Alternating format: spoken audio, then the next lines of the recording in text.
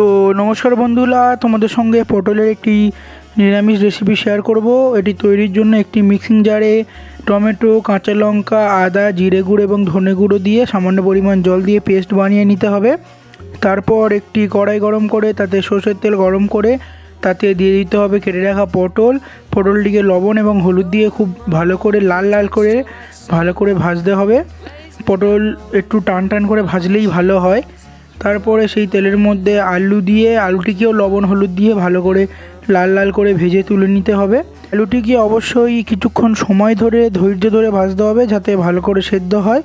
তারপরে তেলের মধ্যে অল্প পরিমাণ তেল দিয়ে তাতে শুকনো লঙ্কা, গোটা জিরে এবং তেজপাতা ফোড়ন দিয়ে বাটা মশলাটিকে দিয়ে ভালো করে মশলাটি ভেজে নিয়ে তাতে বাটি ধোয়া জল দিয়ে ভালো করে কষিয়ে নিতে হবে।